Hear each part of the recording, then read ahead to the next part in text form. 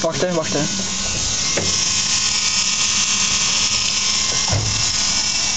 Ja.